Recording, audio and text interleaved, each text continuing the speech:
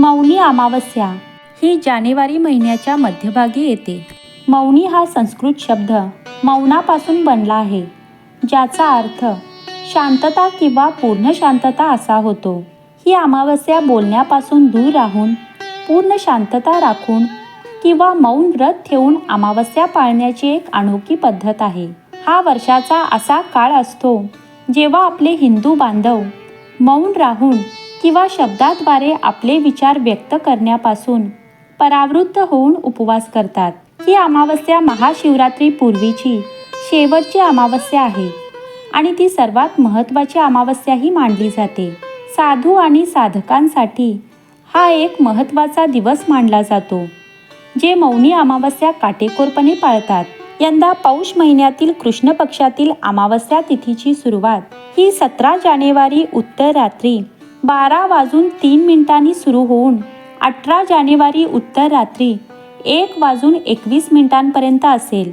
उदय तिथीनुसार दर्शमौनी अमावस्या ही रविवार 18 जानेवारी 2026 रोजी पाळली जाईल. ज्योतिषशास्त्रानुसार चंद्र हा मनाचा अधिपती आहे व या अमावस्येला चंद्राच्या अनुपस्थितीत मन निर्णय घेण्यास असमर्थ असते. चंद्रदेव हे काही विशिष्ट परिस्थितीत मनाचे विचार आणि कृती करण्याच्या आवेगावर नियंत्रण ठेवतात. या दिवशी चंद्राची अनुपस्थिती असल्याने मन अधिक चंचल, अस्वस्थ आणि गोंधळलेले बनते. यातील ज्योतिषशास्त्रीय पैलू म्हणजे सूर्य आणि चंद्र हे मकर राशीत आहेत आणि शनी ग्रह हा मकर राशीचा स्वामी आहे. शनी आणि चंद्र एकत्र येत नाहीत व यामुळे या अमावस्येवर चंद्राच्या शक्तीवर परिणाम होतो व त्यामुळे आपल्या मनावर देखील परिणाम होतो. म्हणूनच या दिवशी मौन व्रत धारण करणे हे एक चांगले कारण आहे आणि मौनी अमावस्येसाठी मौन राहणेही योग्य आहे. मौनी अमावस्येचे आणखी एक महत्त्व म्हणजे हा दिवस आध्यात्मिक प्रगतीसाठी खूप चांगला आहे. आध्यात्मिक जागरूकता ही साधकांना, विशेषतः साधूंना आणि आध्यात्मिक दृष्टी वाढवू इच्छिणाऱ्यांना या दिवसाची आतुरतेने वाट पाहावी लागते. मौन राहणे मनाला शांत करण्यास प्रभावी आहे.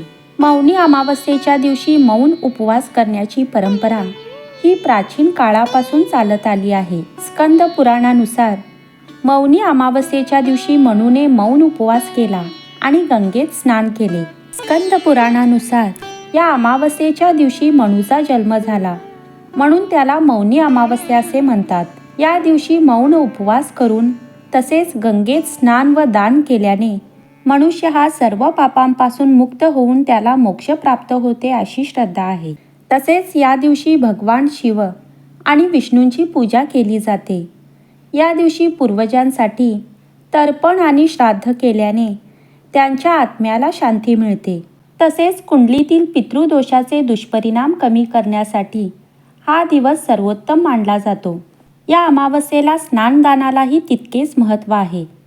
या अमावस्येला दान केल्याने अनेक पटीने जास्त फळ मिळू शकते.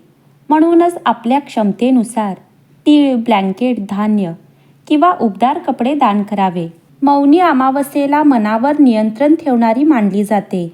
पौराणिक मान्यतेनुसार मौनी अमावस्येला केलेला संकल्प आपल्या आयुष्यात दीर्घकाळ टिकतात व या दिवशी उपवास केल्याने जीवनात शांती आणि स्थिरता येते.